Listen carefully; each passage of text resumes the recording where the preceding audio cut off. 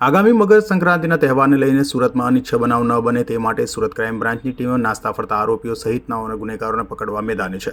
ત્યારે ક્રાઇમ બ્રાન્ચની ટીમે પેટ્રોલિંગ કરી રહી હતી તે સમયે બાતમીના આધારે કતારગામ રણછોડ પાર્ક સોસાયટીમાં રહેતા પરેશ રામજી સોલંકી પરિવાર સાથે અંબાજી ફરવા ગયા હતા અને બંધ ઘરમાં તસ્કરોએ હાથફેરો કર્યો હતો।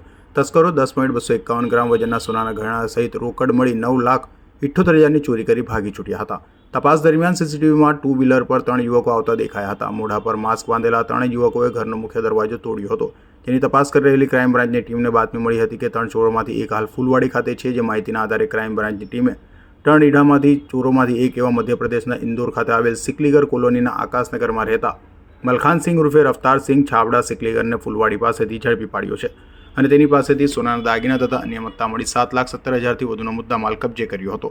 હાલ તો સીસીટીવીમાં લાખોની ચોરી કરી ભાગી છૂટેલા 3માંથી એક રીઢો સિકલીગર ચોરીના મુદ્દામાલ સાથે ક્રાઇમ બ્રાન્ચના હાથે ઝડપાઈ ગયો છે।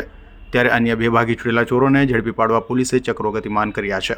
ગત તારીખ 27/12/24ના રોજ કતારગામ પોલીસ વિસ્તારમાં પરેશભાઈ રામજીભાઈ સોલંકી નાઓના ઘરમાં સવારે વહેલા મળસ્કે ઘૂસી અને ઘરફોડ ચોરીને અંજામ આપવામાં આવેલો।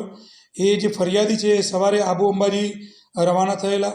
એમના ઘરમાં નકુચો તોડી અને ચીખલીગર ગેંગે ચોરી કરેલાનું ખાનગી રાહે બાતમી મળતા આજરોજ ભરીમાતા રોડ પરથી મલખાનસિંહ ઉર્ફે રફતારસિંહ છાબડા ઉંમર વર્ષ 25નાને ખાનગી બાતમી આધારે પકડી પાડેલ છે।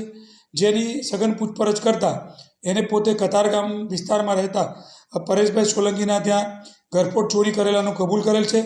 એ ચોરી કુલ 9,78,000 રૂપિયાની હતી, જે આજરોજ ક્રાઇમ બ્રાન્ચ દ્વારા એમાંથી 7,70,000નો મુદ્દામાલ, જેમાં સોનાની રુદ્રાક્ષની માળા, ચેન, વીંટી, બુટ્ટી વગેરે આજરોજ રિકવર કરવામાં આવેલ છે અને આરોપીને કતારગામ પોલીસ સ્ટેશનને સુપરત કરવામાં આવે છે અને આ ચોરીનો કતારગામ પોલીસ સ્ટેશનનો ગુનો ડિટેક્ટ કરવામાં આવે છે।